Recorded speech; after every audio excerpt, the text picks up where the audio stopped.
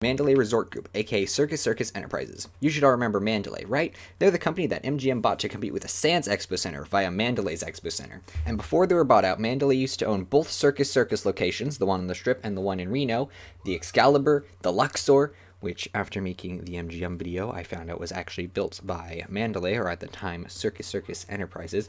Of course, the Mandalay Bay and the Monte Carlo, which they had a 50% stake in with MGM before they were bought out, as well as many other casinos. So, before MGM bought them out, they were a pretty large gaming presence in Las Vegas, and here's their story. So, in 1968, this guy named Jay Sarno opened the Circus-Circus Casino Resort on the Las Vegas Strip, and in 1978, he opened another Circus-Circus in Reno, Nevada. In 1974, a company incorporated as Circus-Circus Enterprises was formed to buy the Vegas location off of Sarno, since the Reno location didn't exist yet. When they bought it from him, it was experiencing financial difficulties.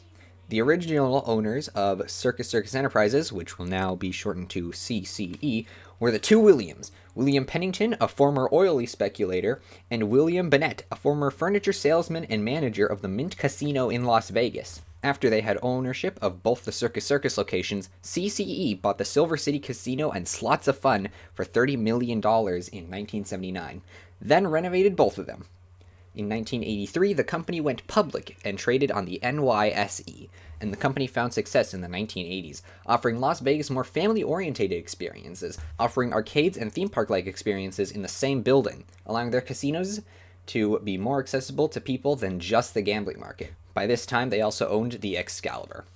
In 1983, they bought the Edgewater Casino in Laughlin, Nevada for $17 million. The next year, they bought the Colorado Bell Casino next door from Advanced Patent Technology and John Fulton for $4 million, the least I think I've seen a casino be sold for so far.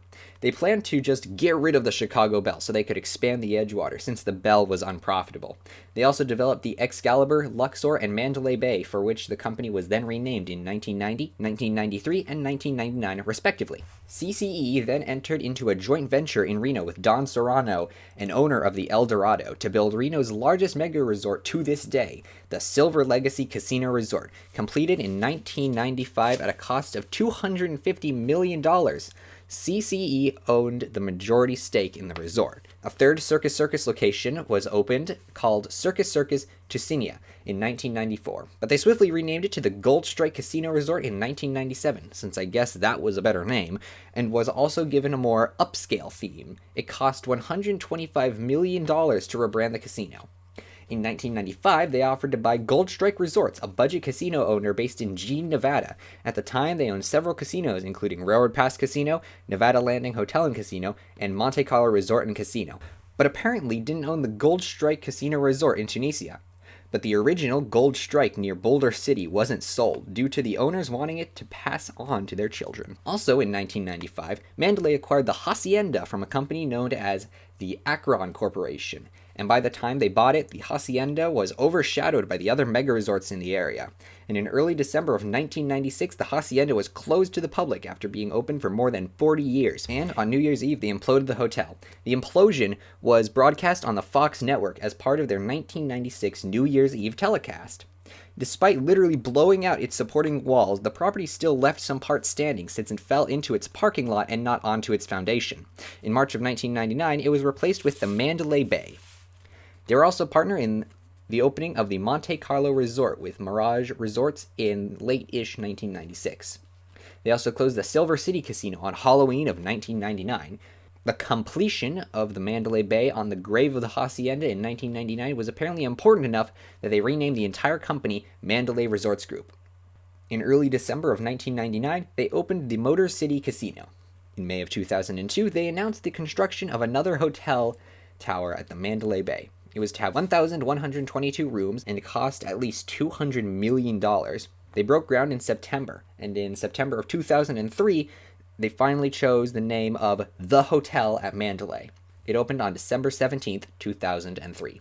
In 2004, one of their largest competitors, MGM Mirage, announced an offer of $68 per share along with the assumption of their debt.